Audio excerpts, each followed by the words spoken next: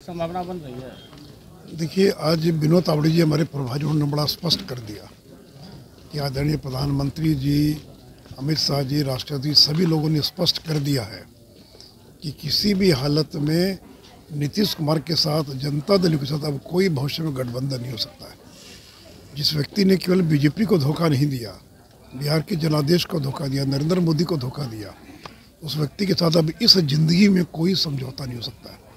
और देखिए, वो तो अब एक लायबिलिटी हो गए, एक बोझ हो गए करता जिसके बाद ताकत होती है। उनकी तो वोट ट्रांसफ़र करने की क्षमता खत्म हो गई।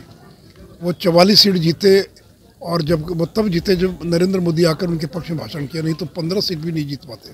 संभावना बन रही है। देखिए, आज विनोद तावड़े जी हमारे प्रभारी ने बड़ा स्पष्ट कर दिया कि आदरणीय प्रधानमंत्री जी, अमित शाह जी, राष्ट्रपति सभी लोगों ने स्पष्ट कर दिया है कि किसी भी हालत में नीतीश कुमार के साथ, जनता दल के साथ अब कोई भविष्य में गठबंधन नहीं हो सकता है। जिस व्यक्ति ने केवल बीजेपी को धोखा नहीं दिया, बिहार के जनादेश को धोखा दिया, नरेंद्र मोदी को धोखा दिया, उस व्यक्ति के साथ अब इस जिंदगी में कोई समझौता नहीं हो सकता है। और देखिए, वो तो अब एक लायबिलिटी हो गए, एक बोझ हो गए। समझौता करता जिसके बाद ताकत होती है। उनकी तो वोट ट्रांसफ़र करने की क्षमता खत्म हो गई। वो 44 सीट जीते, और जब वो तब जीते जब नरेंद्र मोदी आकर उनके पक्ष में भाषण किया, नहीं तो 15 सीट भी नहीं जीत पाते।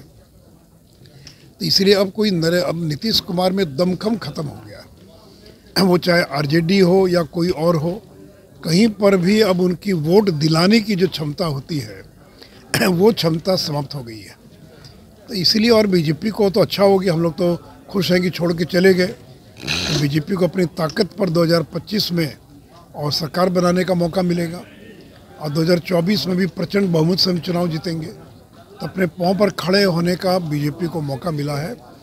इसलिए कोई सवाल ही पैदा नहीं होता कि नीतीश कुमार या जनता दल के साथ इस जिंदगी में अब कोई समझौता होगा। सर, उपेंद्र कुशवाहा आपकी पार्टी में आना चाह रहे हैं? मेरी जानकारी नहीं है।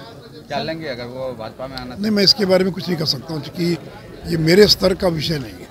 सर, बीबीसी डॉक्यूमेंट्री जो फिल्म है प्रधानमंत्री मोदी पे, सरकार उसको नहीं करना चाहिए, जब बीबीसी से पहले भी कई लीडरों पे डॉक्यूमेंट्री बनाती है। अरे देखिए, ये तो भारत की छवि को जानबूझ करके खराब करने का इनका एक षड्यंत्र है।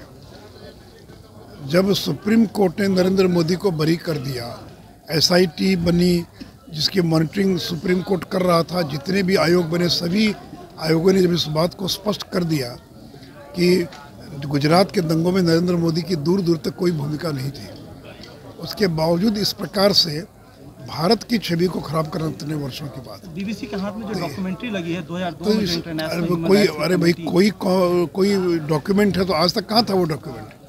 और उससे बड़ा कोई डॉक्यूमेंट हो सकता है क्या? कि सुप्रीम कोर्ट के निर्देश पर जो SIT बनी और जिसने वर्षों तक जांच किया, और वो अपनी रिपोर्ट दे रहा है, तो उस रिपोर्ट के बाद हमसे जुड़े रहने के लिए हमारे YouTube चैनल को सब्सक्राइब करें और नई वीडियो की नोटिफिकेशन के लिए बेल आइकॉन को दबाएं। अगर आप ये वीडियो Facebook पर देख रहे हैं तो लाइक जरूर करें और ज्यादा से ज्यादा शेयर करें। धन्यवाद।